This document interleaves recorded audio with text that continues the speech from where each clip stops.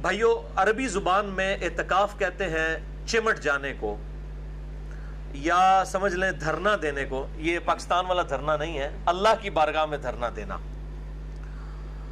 اور شرعی اصطلاح میں اللہ تعالیٰ کی رضا کی خاطر رمضان المبارک کے آخری 10 دن میں مسجد کے اندر چمٹ جانا، اللہ کے حضور اس سے مغفرت کے طلب کے لیے اور اس کی بخشش کی امید پر بیٹھ جانا اور اپنے دنیاوی معاملات کو چھوڑ دینا، یہ سنت اعتکاف کہلاتا ہے۔ آپ صلی اللہ علیہ وآلہ وسلم سے 30 دن کا اعتکاف بھی ثابت ہے، 20 دن کا اعتکاف بھی ثابت ہے، اور 10 دن کا اعتکاف سنت متواتر ہے۔ یعنی وہ کنٹینیو سنت ہے جو آپ صلی اللہ علیہ وآلہ وسلم نے کبھی پوری زندگی نہیں چھوڑی۔ ہمیشہ کم از کم 10 دن کا اعتکاف آپ صلی اللہ علیہ وآلہ وسلم نے رمضان المبارک کے آخری عشرے میں ضرور بالضرور کیا ہے، الحمدللہ۔ اعتکاف کا جو واحد مقصد ہے وہ شب قدر کی تلاش ہے، اور شب قدر کی تلاش سے مراد کیا ہے؟ یہ نہیں ہے کہ وہ رات کے وقت کوئی عجیب و غریب چیزیں نظر آئیں گی۔ میں اس حوالے سے بڑا ڈیٹیل لیکچر ریکارڈ کروا چکا ہوں، مسئلہ نمبر نیو 44 کے عنوان سے اہل سنت پاک.com پر شب برات اور شب قدر سے متعلق صحیح فقہی احکام و مسائل۔ جسے شوق ہو تو وہ دیکھ سکتا ہے۔ آج میں اس ٹاپک کو سکپ کروں گا۔ بھائیو، سورۃ البقرہ کی آیت نمبر 125 میں اللہ تعالیٰ نے اپنے 2 محبوب پیغمبروں سیدنا ابراہیم علی نبینا وعلیہ الصلاۃ والسلام اور سیدنا اسماعیل علی نبینا وعلیہ الصلاۃ والسلام کو صراحتاً حکم فرمایا۔ اعوذ باللہ من الشیطان الرجیم، بسم اللہ الرحمن الرحیم۔ وعہدنا الی ابراہیم و اسماعیل، اور ہم نے عہد لیا تھا ابراہیم علیہ السلام سے اور ان کے بیٹے اسماعیل علیہ السلام سے، ان طہر بیتی للطائفین والعاکفین والرکع السجود، کہ میرے گھر کو پاک صاف رکھنا، اس گھر کے متولی بننا اور اس کی صفائی کا خیال رکھنا۔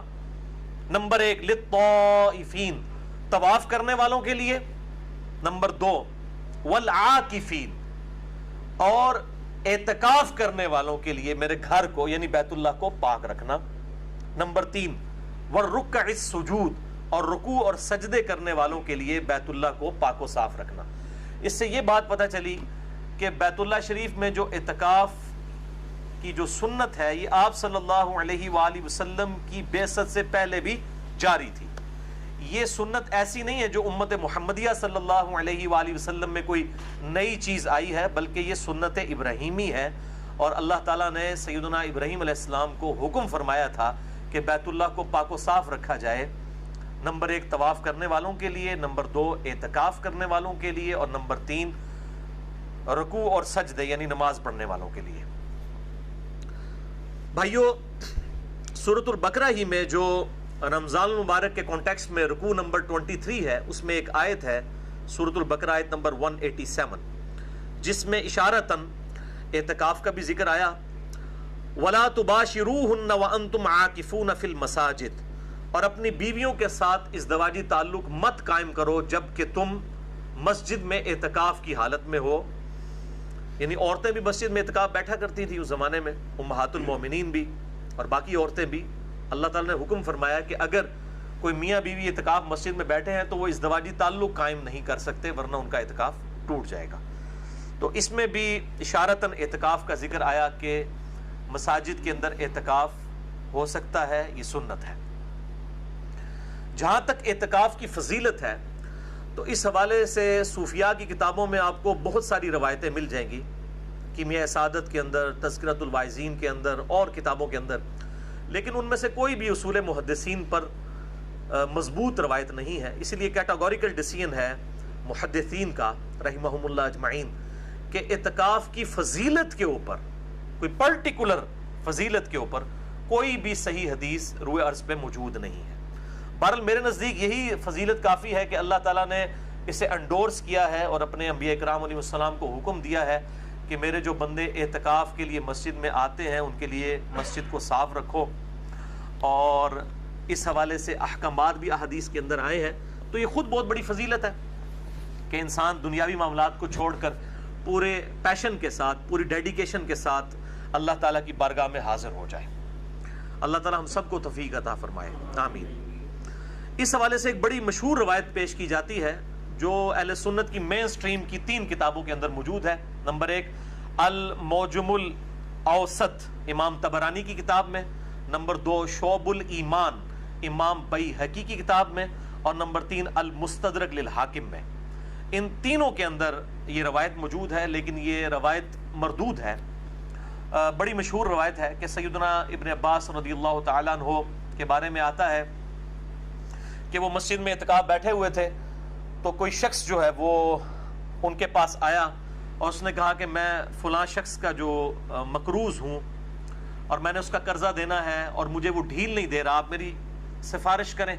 تو ابن عباس جو ہے وہ مسجد سے اعتکاف توڑ کے باہر نکل گئے اور جا کے اس کی سفارش کی، اور جب اس شخص کے پاس گئے سفارش کے لیے، اس کو پتہ چلا کہ ابن عباس آئے ہیں، تو اس نے جو ہے وہ قرضہ ہی معاف کر دیا، یعنی ان کے پروٹوکول کے اندر۔ تو دوسرے ساتھی نے کہا کہ اے ابن عباس، آپ تو اعتکاف بیٹھے ہوئے تھے، آپ نے اعتکاف کیوں توڑ دیا؟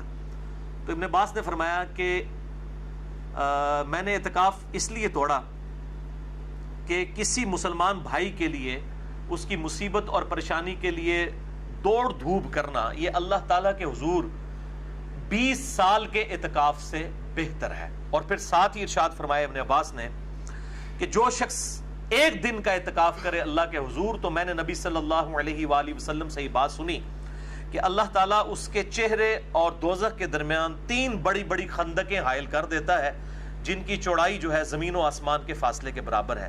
یہ وہ روایت ہے جو بڑی مشہور ہے، لیکن یہ بالکل جعلی بلکہ جھوٹی روایت ہے، کیونکہ اس کے دونوں جو طرق ہیں، دونوں میں ایک جھوٹے راوی، متروک راوی موجود ہیں۔